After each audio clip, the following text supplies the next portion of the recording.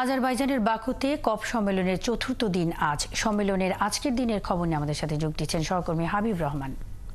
হাবিব, আজ সম্মেলনে কি কর্মসূচি রয়েছে? বাংলাদেশ থেকে যেসব সংস্থা এবার সম্মেলনে অংশ নিয়েছে তারা এখন পর্যন্ত কোন বিষয়গুলোর প্রতি গুরুত্ব দিয়েছে?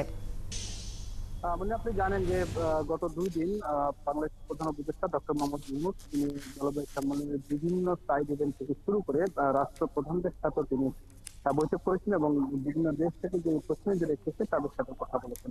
এবং সর্বশেষ যেটি আমরা জানি যে জাতিসংঘের মহাসচিব তার সাথে তিনি আলাপকালে বলেছেন যে জলবায়ু সম্মেলনের যে প্রভাব বর্তমানে সেই প্রভাব মোকাবেলা করার ক্ষেত্রে সবাইকে একসাথে কাজ করতে হবে। পাশাপাশি তিনি বলেছেন যে প্রতি বছর যে জলবায়ু সম্মেলনে ক্ষতিগ্রস্ত দেশগুলোকে বেছে নিয়ে আসা হয় সেই দেশগুলোকে বেছে নিয়ে এসে বলা চলে যে এক ধরনের হিউমিলেট করা হয় এবং যেহেতু উন্নত দেশগুলো এই জলবায়ু পরিবর্তনের কারণে দায়ী, সেক্ষেত্রে এটি চিহ্নিত যে তারা এই জলবায়ু পরিবর্তনের জন্য দায়ী এবং ক্ষতিপূরণ কাদের দিতে হবে। সেক্ষেত্রে এই ধরনের সম্মেলন প্রতি বছর না হওয়ার ক্ষেত্রে কিন্তু ডক্টর মোহাম্মদ ইউনূস বলেছেন জাতিসংঘ মহাসচিব। পাশাপাশি আজকের দিনের একটু কথা বলে রাখি যে সেটি হলো যে আজকে ফাইন্যান্স অর্থাৎ অর্থ নিয়ে আলোচনা হচ্ছে। বিভিন্ন দেশের প্রতিনিধিরা অর্থ কিভাবে দিতে পারেন বা যারা ক্ষতিগ্রস্ত দেশ তারা কি পরিমাণ অর্থ চান সেই বিষয়গুলো নিয়ে মূলত আলোচনা হচ্ছে আজকের দিনটিতে। এবং আশা আলো তেমন এখন পর্যন্ত দেখা যাচ্ছে না বা যায়নি।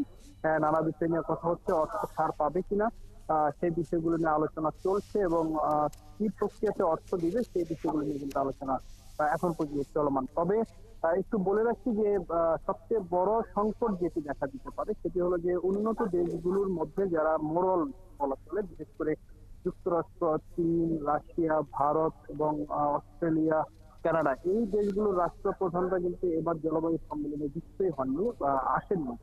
এবং সেক্ষেত্রে বলা হচ্ছে যারা প্রতিশ্রুতি দিবে কিংবা যারা এই অর্থ দেওয়ার ক্ষেত্রে সবচেয়ে বড় আশ্বাস দেবে সেই দেশের রাষ্ট্রপ্রধানরা যদি না থাকে তাহলে জলবায়ু সম্মেলন থেকে অর্থ পাওয়াটা খুব কঠিন হবে এবং চ্যালেঞ্জিং হবে। এমন একটি বিভিন্নমান অবস্থায় কিন্তু এখন পর্যন্ত এই জলবায়ু সম্মেলনের যে 29তম কপ সেটি ঝুলমান অবস্থায় রয়েছে, ঝুলে রয়েছে বলা ছিল। তারপরে যেহেতু এখনো 8 দিন হাতে সময় রয়েছে এখন পর্যন্ত, এই 8 দিনে হয়তো নানা ধরনের নেগোসিয়েশনের মধ্য দিয়ে একটি জায়গায় পৌঁছতে পারবে। কারণ বর্তমান প্রেক্ষাপটে আসলে সারা পৃথিবীতে এমন অবস্থায় রয়েছে, যদি এই জলবায়ু সম্মেলনের যে জলবায়ুর যে প্রভাব সেটি যদি মোকাবেলা করা না হয় তাহলে আসলে পৃথিবী ভয়ঙ্কর হুমকির মুখেই পড়বে বলে বিভিন্ন গবেষণা ক্ষেত্রে কিন্তু আমরা একটি মাত্র উদাহরণ দিতে পারি, সেটি হলো বাংলাদেশের প্রেক্ষাপটে যদি উদাহরণ দিই।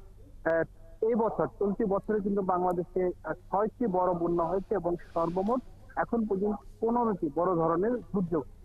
কাজেই এই দুর্যোগের পরিমাণ কতটা বেড়েছে বাংলাদেশের এই চিত্রটা দেখলে বোঝা যায়। পাশাপাশি আরেকটি বিষয় রয়েছে, এই জলবায়ু পরিবর্তনের কারণে যে দেশগুলো ক্ষতিগ্রস্ত তালিকায় রয়েছে প্রায় 46টি দেশ, নতুন আরো বেশ কিছু দেশ তালিকাভুক্ত হতে চলেছে এমন গবেষণা কিন্তু এখন পর্যন্ত আমরা দেখছি এবং সেটি 2030 সালের মধ্যে তারা এলডিসি তালিকার মধ্যে পৌঁছে যাবে। এই যে অবস্থা, এই অবস্থা থেকে বের হয়ে আসতে হলে অবশ্যই উন্নত দেশগুলোকে পাশে থাকতে হবে। এছাড়া আসলে বিকল্প তেমন কোন সমাধান এখানে খুঁজে পাওয়া যাচ্ছে না। হাবিব, আপনি আছেন সম্মেলন স্থলে, আমরা বিস্তারিত তথ্য প্রতি মুহূর্তে আপনার মাধ্যমে পাচ্ছি। অসংখ্য ধন্যবাদ। সঙ্গেই থাকবেন। আজারবাইজানের বাকুতে কপ সম্মেলনের চতুর্থ দিন আজ। আজকের দিনের সবশেষ খবরাখবর নিয়ে হাবিব রহমান এতক্ষণ যুক্ত ছিলেন।